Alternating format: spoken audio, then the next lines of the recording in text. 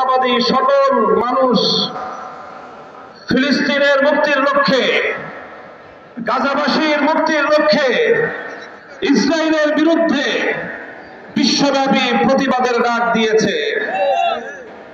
খোদ আজ ইসরায়েলের প্রধান পৃষ্ঠপোষক, ইসরায়েলের মদতদাতা এবং ইসরায়েলের মুখ্য সহযোগিতাকারী আমেরিকার প্রেসিডেন্ট ডোনাল্ড ট্রাম্পের দেশ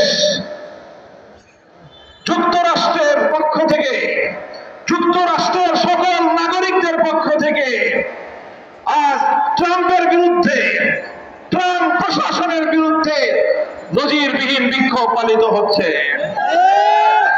গোটা পশ্চিমা বিশ্বের শান্তিকামী মানুষ আজকে ফিলিস্তিনের মুক্তির লক্ষ্যে রাজপথে নেমে এসেছে।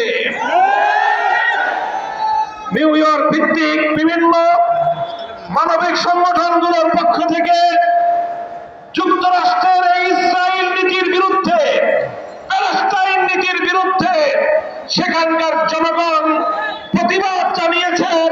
সারা দুনিয়ার মানুষকে আজকে প্রতিবাদ জানানোর জন্য তারা উদাত্ত আহ্বান জানিয়েছে। তাদের প্রতি সংহতি জানিয়ে গোটা বিশ্ববাসীর ন্যায় আজ বাংলার টেকনাফ থেকে তেতুলিয়া জাতি, ধর্ম, বর্ণ নির্বিশেষে দল মতের ঊর্ধ্বে উঠে সকল শ্রেণীর নারী পুরুষ সকলেই ঐক্যবদ্ধভাবে আজ ফিলিস্তিনের মুক্তি আন্দোলনের জন্য রাজপথে নেমে এসেছে। আজ এই